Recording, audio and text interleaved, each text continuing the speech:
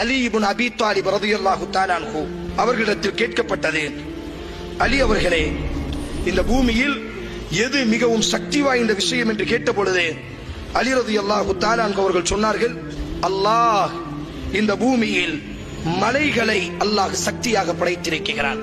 சொன்னார்கள், இல்லை, அந்த மலைகளை உடைக்கக்கூடிய இரும்பை அல்லாஹ் படைத்திருக்கிறான். வாக்குவல் ஹதீத், இரும்புதான் மிக சக்தியானதாக இருக்கிறது. இல்லை, அந்த இரும்பை கரிக்கக்கூடிய நெருப்பை அல்லாஹ் சக்தியாக படைத்திருக்கிறான். ஃபன்னாரு அக்வா, அந்த நெருப்பு தான் இந்த உலகத்தில் சக்தி வாய்ந்ததாக இருக்கிறது. சொன்னார்கள், இல்லை, அந்த நெருப்பை அணைக்கக்கூடிய வல்மாஉ அக்வா, தண்ணீரை அல்லாஹ் படைத்திருக்கிறான். தண்ணீர் தான் மிக சக்தி வாய்ந்ததாக இருக்கிறது. இல்லை, அந்த தண்ணீரை சுழல வைக்கக்கூடிய வர்ரீஹு அக்வா, மேகத்தை அல்லாஹ் படைத்திருக்கிறான். அந்த மேகம் தான் சக்தி வாய்ந்ததாக இருக்கிறது. இல்லை, ஃபர்ரீஹு அக்வா, அந்த மேகத்தை விடவும் காற்றை அல்லாஹ், அந்த மேகத்தையும் கலைத்து செல்லக்கூடிய ஆற்றலை அல்லாஹ் காற்றிற்கு கொடுத்திருக்கிறான். ஃபர்ரீஹு அக்வா, காற்று தான் மிக சக்தி வாய்ந்ததாக இருக்கிறது.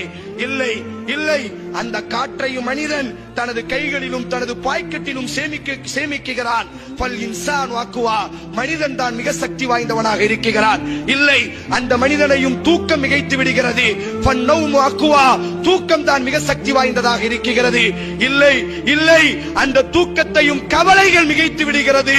வல் ஹம்மு அக்வா, கவலைகள் தான் இந்த உலகத்திலேயே மிகப்பெரிய சக்தி வாய்ந்ததாக இருக்கிறது. யாரை அல்லாஹ் சோதிக்க நாடுவானோ அவர்களின் மீது அல்லாஹ் இந்த கவலை என்ற தனது பட்டாளத்தை அல்லாஹ் சாட்டி விடுவான்.